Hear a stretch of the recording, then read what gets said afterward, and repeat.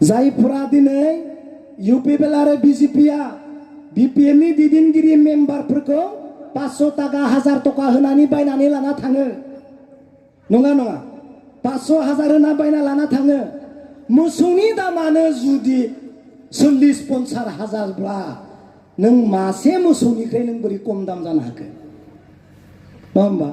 मासे मोसौनि दामा 30-40 हाजार किन्तु मानसिनि दामखौ 500ल' होयो बोरमा खासिनि दामा बेसेबां 15-20 हाजार नङा होमबा बोरमा खासिनिख्रुइबो खम दामसिम जायफ्रा इउपिपिएलआव थांदों दाउला खासियानो 1500-2000 बेसेबां दामबो होआ 500आवनो दिनै मानसि बायनो नागिरो नाथाय जायफ्रा नोंसोर दङ दासिमबो नोंथांमोना मोसौनिख्रुइ खम दाम नङा बोरमा खासिनिख्रुइबो खम दाम नङा दाउला खासिनिख्रुइ खम दाम नङा नोंथांमोना मानसि महरै दङ जायफ्रा थांदों मोसौनिख्रुइबो खम दामसिन नङा नङा जों जेखौ सानदों इसोरा जोंनि साननाया इसोरनि बायदि जायाब्ला भगबाननि बायदि जायाब्ला बेखौ इसोरा जाफुङा नाथाय जों लुबैनाय बायदि सिबा सिब जानो मोनाखै मानो थांनाय 2020 मायथाइयाव बिटिआर एकर्ड जानायनि दफा मोनसेबो जाफुङैनि दाया सारनि जानाय नंला दा मिथिबाय बिटिआर एकर्डनि दफाफ्रा मोनसेबो जाफुङैनि दाया जोंहा सारनि दिनै मोनसेबो दाय नङा जुदि नों आं लुबैनाय बायदि नोंथांमोना आरज खालामनाय बायदि भगबाना इसोरनियाव बिनाय बायदि सिफनि जायगायाव बिटिसिनि सिफ बे गोदान जायखौ प्रमद बर' बिथाङा बिटिआर होननानै बुंदों बिनि सिएम जानायमोनब्ला गासैनिबो दायनिगिरिया हाग्रामा महिलारी सारनि जागौमोन मिथिबायना नाम्बार 1 रन्जन दैमारिया दिनै जेलाव दङ दासिमबो आलाय सिलाय बेसेबांबा गोजौ हाजो 10 एपिबिएम काहिलिपारा हाजोआव दङ बिगिनि गरम बे गरम जायगायाव बिथाङा जोबथेनानै दोनजादों नोंसोर साननानै नाय जुदि हाग्रामा महिलारी सारा नों आं लुबैनाय बायदि बिटिआरनि सिफ जानायमोनब्ला रायजोआ सारखौ खुदिफिनगौमोन मुगैगौमोन रायगौमोन साव होगौमोन हाग्रामा महिलारी सार नोङो पावाराव थानाय समावबो रन्जन दैमारिखौ सख'वाखै दाबो बिटिआरनि सिफ जानानै रन्जन दैमारिखौ सख'यैनि दायनिगिरिया नोंनो ना दिनै बर' रायजो राजाया सारखौ दिनै बुंगौमोन नाथाय रन्जन दैमारिनि गयनि दायनिगिरिया हाग्रामा महिलारी सार नङा दिनै स्कुल कलेजा सरकारि जायाखैसै बुंदोंमोन प्रमद बर' एकर्डआवनो दोंथारो गासैबो सरकारि नङै स्कुल कलेजा सरकारि जागोन लिरनानै लाबोदोंमोन नाथाय मोनसेबो जायाखैसै हाजार हाजार मास्टार स्टाफआ बे एकर्डआव थाखानाय दफा बायदि हाग्रामा महिलारी सारजों थायाखैसै सानदों प्रमद बर'नि दैदेननाय बे बिटिआर एकर्डनि गेजेरजों आंनि सरकारि नङै स्कुल कलेजा जुदि सरकारि जायोब्ला आंनो हाग्रामा महिलारी बिथांखौ मानो आंनि कलेजा आंनि भेन्सार स्कुला जुदि प्रमद बर'नि आखाइजोंनो जुदि सरकारि जायोब्ला मानगोनां प्रमद हाग्रामा महिलारी बिथांखौ आंनो मानो हाजार हाजार गथ' गथाय परियाल बिमा बिसाजो हाग्रामा महिलारी सारखौ नागारनानै इउपिपिएल प्रमद बर'जों बारसोमजोबदों नाथाय दिनै नाय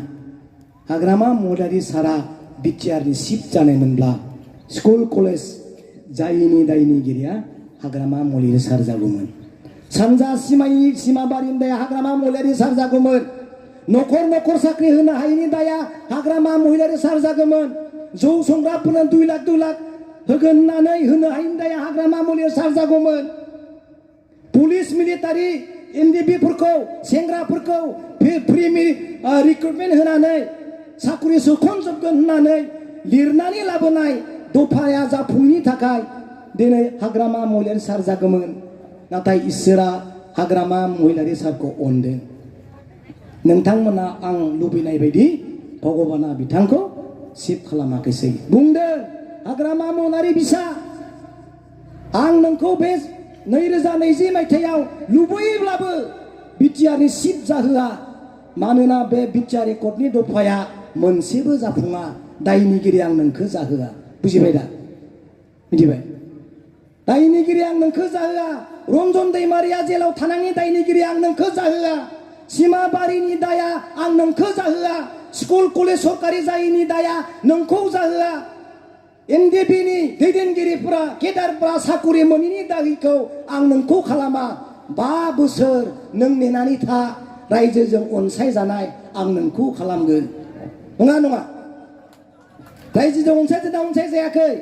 नाय नोंथांमोना हाग्रामा मलिर सारनि मोखांखौ नाय गावनि धोन सम्पति बारि गावनि दंनायनिफ्राय फाननानैब्लाबो बिटिसिखौ बासायदों सोर दङ बिदि बे लिडारखौनो गारनानै थांग्रा जोंनि गेजेराव दङ बिसोर जाबाय सेल्फिश स्वार्थपर गाद्दारि मिथिबाय जाय मानसिया हाग्रामा महिला सार बायदि मानसिखौ मन्त्रि MLA MP MCLA PCDC member TLCC member जानानैबो गारनानै थांदों 3 सबक थानाय मानसिया गारनो हागोन हिन्दीआव बुङो गाद्दार इंलिसाव बुङो सेल्फिश एसामिसाव बुङो स्वार्थपर बिसोर व्यक्तियासो हाग्रामा महिलाखौ गारनानै थांनो हागोन आं बारा गोबाव बुंनो साना आं बुंगौमोन जोंहा सारा गोबाव जों जिरायहोनो हाया बे बुंनायानो गासैबो जाजोबो जोबनायाव आं बुंनो सानदों दिनै सोंनो सानदों लास्ट मोसौनि दामा बेसेबां